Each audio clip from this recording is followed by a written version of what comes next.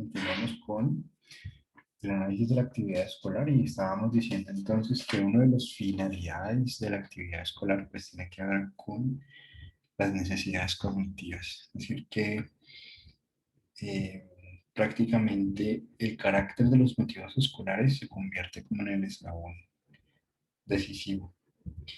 Esto se explica porque el aprendizaje en esencia debe satisfacer precisamente las necesidades cognitivas.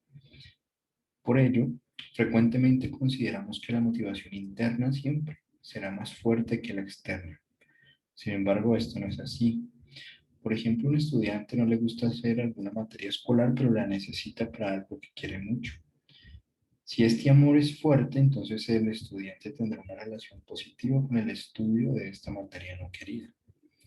En otras palabras, no se debe confundir el contenido del motivo, que sería lo que lo impulsa, y el nivel de su activación, la fuerza de su motivación. Además, solo la formación de la motivación cognitiva en relación con la materia escolar, sin considerar la orientación de la motivación de la personalidad, puede conducir a un cierto orgullo cognitivo, cierta vanidad. El sujeto va a aspirar siempre a satisfacer solo la necesidad de obtener conocimientos sin pensar acerca de sus responsabilidades ante la sociedad. Por eso la motivación escolar cognitiva siempre tiene que estar sometida a la motivación social. Finalmente, el estudiante tiene que desear los conocimientos para ser útil en la sociedad. Entonces, no es solamente el aprender por aprender, sino el para qué lo estamos aprendiendo, de qué forma se va a utilizar este conocimiento para servir a otros, para ayudar a otros. Entonces, que pensemos en cómo la enseñanza y nuestra relación en calidad de adultos, en calidad de expertos, con los otros, inclusive los adultos, esté motivada por este deseo de contribuir, de sumarnos, de aportar algo útil a la sociedad. Para solucionar exitosamente los problemas de la motivación, el adulto o el profesor debe poseer no solamente conocimientos acerca de la motivación y su papel en la actividad, sino también consideraciones mucho más concretas y particulares de la motivación, las posibilidades que tienen los niños también a esta edad. Algunos estudios, como el de Matijuana, mostró que su esfera de la motivación es un sistema muy complejo. Los motivos que se incluyen en este sistema pueden caracterizarse según dos líneas principalmente, de acuerdo al contenido o de acuerdo al estado o al nivel de su formación. De acuerdo al contenido, los motivos del aprendizaje en los escolares podríamos dividirlos en dos. Los motivos escolares cognitivos, que están relacionados con el contenido del material escolar y el proceso de aprendizaje, y los motivos sociales amplios, que estarían relacionados con todo el sistema de relaciones de la vida del niño. La cuestión del honor, la autoperfección, el prestigio, el deseo de superar obstáculos, la autodeterminación. Son dos elementos del contenido de la motivación. Por ejemplo, se encontró que la motivación escolar cognitiva no ocupa el lugar principal en el sistema de los motivos escolares. En este sistema, este tipo de motivación representa menos del 22%. Además, la motivación relacionada al contenido ocupa el segundo lugar en comparación con la que proviene del proceso de aprendizaje. Es decir, la motivación relacionada con el contenido satisface la necesidad del escolar de recibir nuevas relaciones, nuevos conocimientos, nuevos aprendizajes. Además, la profundidad del interés cognitivo puede ser diferente. Para el niño, puede ser atractivo el aspecto de los hechos y no su esencia. En gran medida, esto depende de las particularidades de la construcción de la materia escolar. Es decir, la forma de presentación puede llamar mucho más la atención que el mismo contenido de la tarea o del aprendizaje que se quiera formar. En grupos experimentales donde la atención principal de los estudiantes está dirigida al descubrimiento de la esencia de los fenómenos, los intereses escolares cognitivos no solo ocupaban un lugar predominante, sino que tenían un carácter teórico. Los alumnos se interesaban por las relaciones de causas y consecuencias y los orígenes de los fenómenos. La motivación relacionada con el aspecto del proceso de la actividad satisface la necesidad del niño de ser activo, así como la motivación se relaciona con el contenido. Este tipo de motivación puede ser relacionado simplemente con la posibilidad de realizar algunas acciones, ser ejecutor o la posibilidad de una búsqueda creativa. Es decir, que encargar tareas, permitir al niño que se emocione, que se motive, que se interese como líder dentro de una actividad, pues es una manera también de eh, motivar, motivar.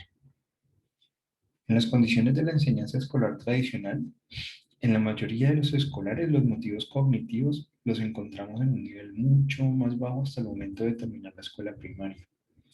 En particular, incluso en alumnos de tercer grado de primaria, el aspecto atractivo del material se encuentra en primer lugar dentro de la motivación. El interés de tipo teórico casi no está en los niños. La actividad creativa no está desarrollada. En el primer grado, los alumnos se satisfacen solo por el nivel de las acciones, mientras que en el tercer grado esta casi no se observa. Al mismo tiempo, las diferencias entre los grupos de niños en relación con el carácter de la organización del proceso escolar se observan muy claramente. Los datos obtenidos a partir de estos estudios nos permiten dirigir la atención hacia el maestro, hacia la necesidad de incrementar el papel de la actividad de búsqueda del escolar y de profundizar en la esencia de los objetos que se estudian, es decir, las características esenciales. Además, se establece que en la escuela inicial, la dinámica de los motivos escolares cognitivos está relacionada con el nivel de conocimiento de los niños, con sus éxitos y con su desarrollo intelectual en general. Si el niño llega a la escuela con una buena preparación, entonces de inmediato obtiene éxito en su actividad escolar, lo que a su vez incrementa el nivel de motivación escolar cognitiva.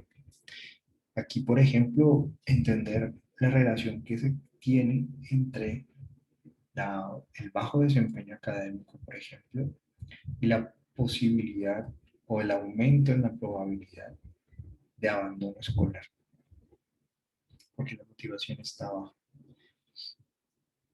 Por el contrario, si el niño llega a la escuela con un gran deseo de aprender, pero no está preparado para hacerlo, va a comenzar a alterarse, a estresarse, decepcionarse por esas malas calificaciones y su relación buena con el estudio ya va a tender a desaparecer.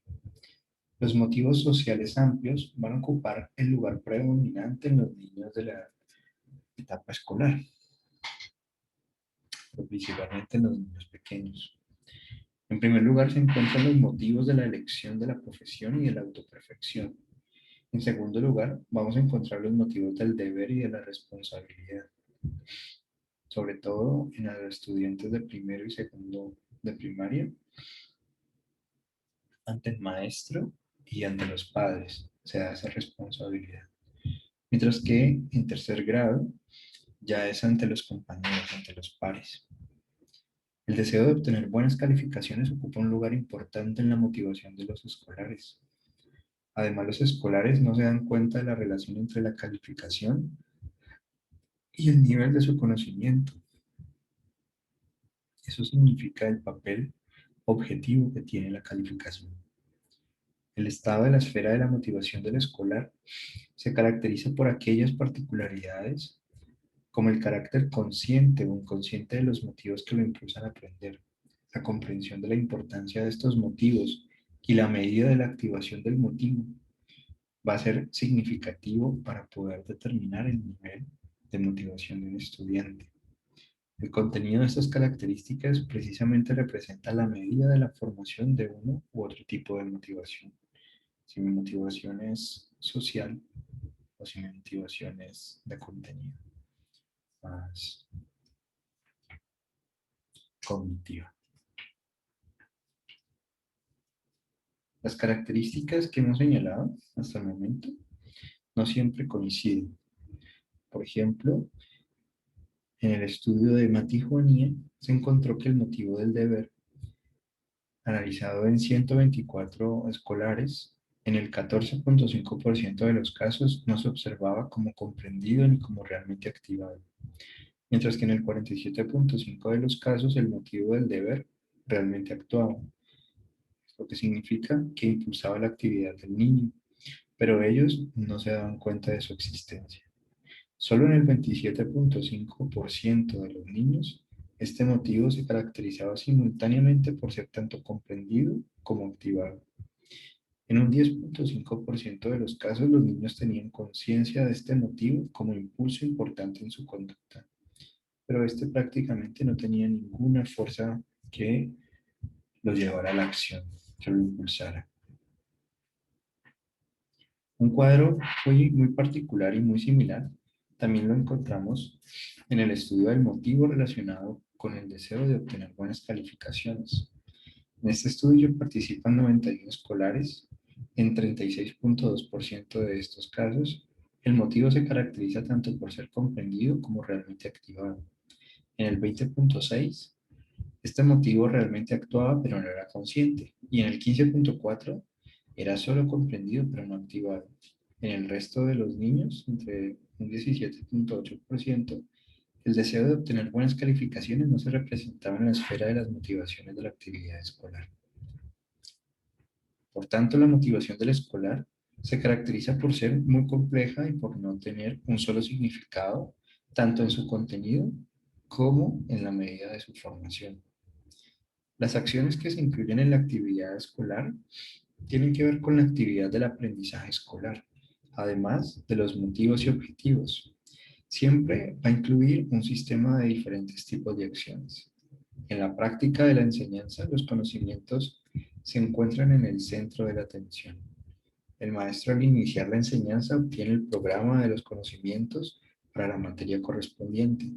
Sin embargo, los conocimientos no existen fuera de las acciones.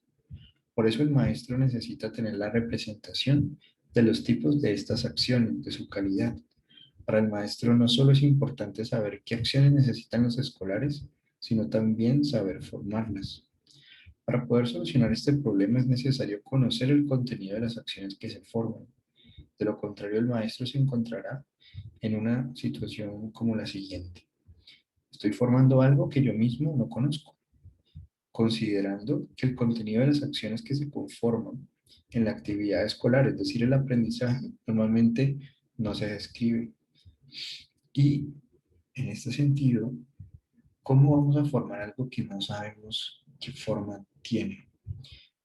En este sentido, entonces, una de las características de la actividad escolar tiene que ver con entender que nuestro papel en calidad de pares eh, está relacionada principalmente con esta formación de reconocimiento de qué tipo de acciones se necesitan para determinada actividad escolar, sea las matemáticas, el lenguaje, lo que vayamos a formar, o según la problemática que se esté presentando, poder determinar entonces las acciones que se requieren para realizar esa actividad y por lo tanto dar cuenta de en dónde en ese eslabón de acciones, en esa secuencia de acciones para realizar la actividad, se está presentando una dificultad.